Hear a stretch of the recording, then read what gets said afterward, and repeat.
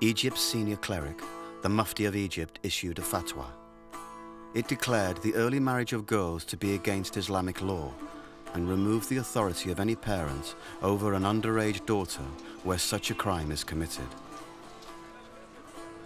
And for the first time in a Middle Eastern country, the Egyptian authorities have jailed 40 clerics, who will serve a minimum of 2 years in prison for carrying out illegal child marriages. This could set a precedent for the rest of the Arab world. If you don't make the law work, then the law is useless. Of course, it's important to have a legal framework. But if it's just a piece of paper, it's no good. As the institutions and law are changing in Egypt, big business is also tackling the underlying causes of human trafficking. Behind every job that you create as a businessman, you have eliminated a source of child abuse, child slavery, forced labor, etc.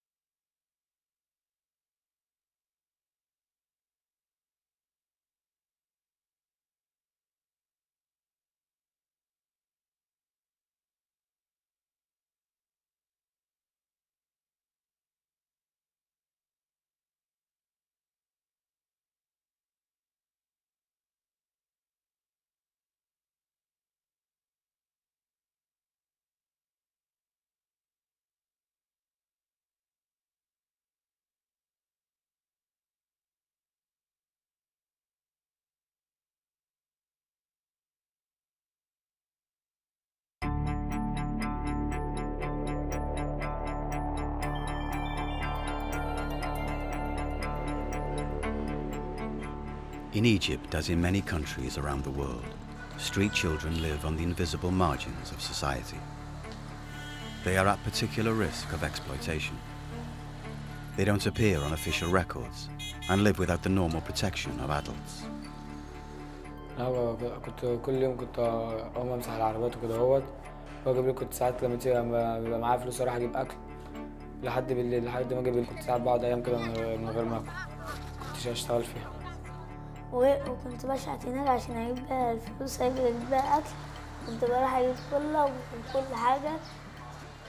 You have a vulnerable group, a vulnerable society, an at-risk part of your population which can be trafficked in all different kinds and different forms of trafficking. Worldwide, the United Nations estimates there are 150 million children living on the street. This day shelter in Cairo gives street children sanctuary for a few hours. It's jointly run and funded by the Belgian charity FACE and the National Council for Childhood and Motherhood. لا المخاطر الولاد بيقابلوها في الشارع كتير قوي من أهمها المخدرات والأهم من المخدرات أعتقد الاعتداءات الجنسية اللي بتحصل ما بين الولاد وما بين بعضهم من أهم المخاطر إن الولاد أولاد الشوارع بيخلفوا هم كمان أولاد شوارع من غير ورق رسمي من غير جواز من غير الولد اللي طالع ده مبقاش معاه أي حاجة تثبت هويته ده غير بقى إن هو ما بيلاقيش ياكل غير إن هو ممكن يتعور ما يلاقيش حد يعالجه. Addiction to a solvent called cola makes the children turn to crime and prostitution to feed their habits and themselves.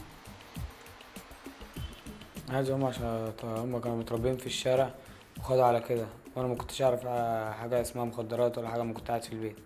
لما مشيت من البيت عرفت مخدرات والسجاير وبشرب سجاير انما المخدرات ما شربتهاش خالص بشرب سجاير بس. انا عايزين على طول ما انا معاهم لازم اشرب زيهم واعمل زيهم واعمل كل حاجه زيهم. انا ما رضيتش لقوني كده برضه كانوا بيضربوني ياخدوا مني فلوس بالعافيه. At the shelter, they are given time to learn and to play. Many of them also have jobs. أنا شغال ميكانيكي موتوسيكلات و بس.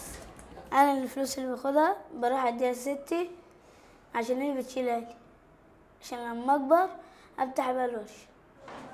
أيوة أنا حبيت محو المية عشان يعلم القراية والكتابة.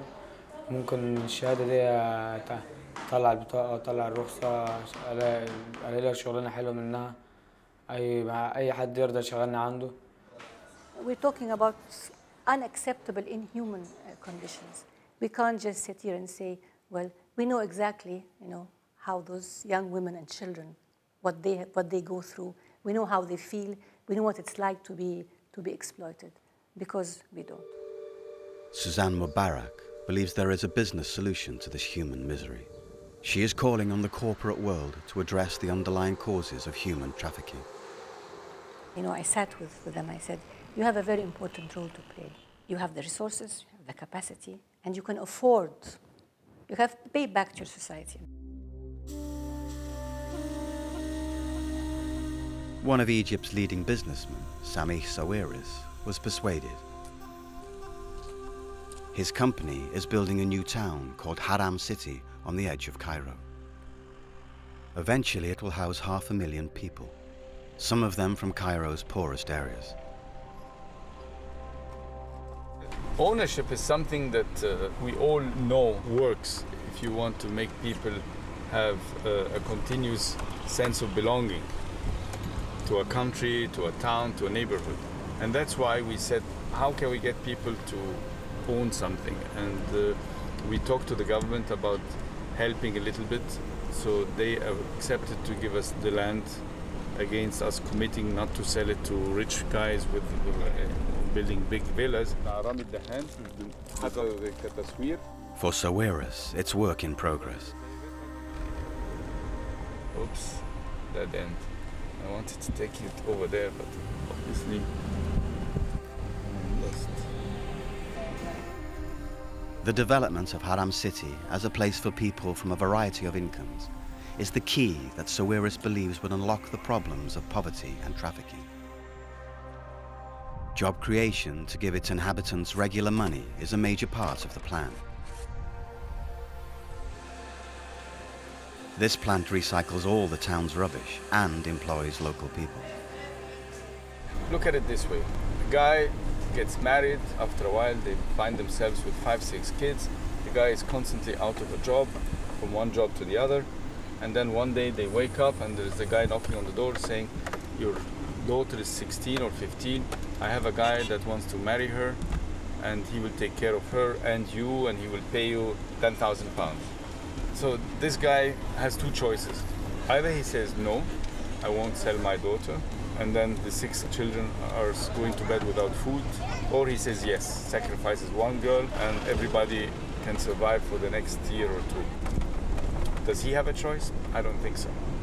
Because he also knows that if they're thrown out on the street and they have nothing to eat, that sooner or later one of those kids or all the kids will go begging or basically start selling themselves.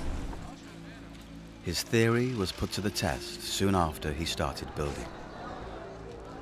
In 2008, hundreds of people were killed and thousands made homeless after a rock slide crushed a slum area of Cairo. Several hundred of the survivors, so-called rock people, were rehoused in Haram City. Okay, this is the most exciting part of the project. These are the rock people's commercial area. They love this, infringing on the street, on the sidewalk, and this individualism. The rock people brought with them the untidy chaos of an inner city area and a small but significant crime wave. It's been quite successful. From having crime like a standard procedure every day among them, we now have from time to time 1 or 2 fights or people stealing something, but overall you can say that they've started also self-policing, like, don't do this, they're going to accuse all of us. There are no policemen in Haram City. The developer's answer was to take the risky decision of creating a security force from within the community itself.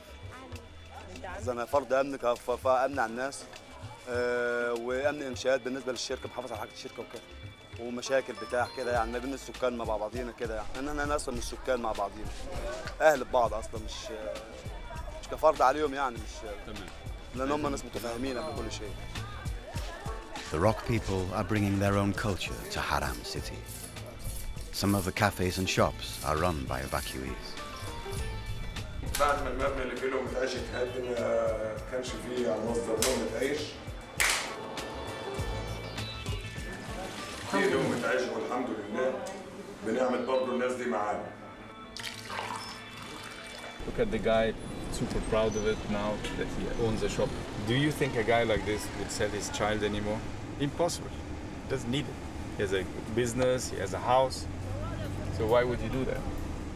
A down payment of $2,000 is matched by a government subsidy and will secure a mortgage on a 2-bedroom house. It's an economic model Sawiris is pioneering in other parts of the world. In the center of the new town, there are 3 schools, a mosque, and a permanent shelter for street children. دلوقتي أحسن ولا دلوقتي أحسن ليه؟ حاسة بإيه فرق؟ عشان وانا كنت بين بابايا كانت مرات باباكي كانت بتضرب، وأنت أحسن دلوقتي ليه؟ هنا في تحسن، في تقدم في التعليم. قبل كده ما كنتش بتتعلمي؟ لا بتعلم بس محدش حمسني أكتر من دلوقتي. This is not about just making money. This is about creating a model that needs to be copied elsewhere, and that's basically what we're trying to achieve. Modern-day slavery. The means to end it may seem an elusive goal. It is daunting. It is a tremendous challenge, but from the very first day, we have not proclaimed that we are going to solve the problem. But what we really need to do now is to form very strong private-public partnerships on the global level. We really have to come together and take it seriously and be committed. We hope to get humanity back. We hope to bring back the value of human life. Education for the most vulnerable in society, building a secure future, will stop human beings becoming a commodity for sale.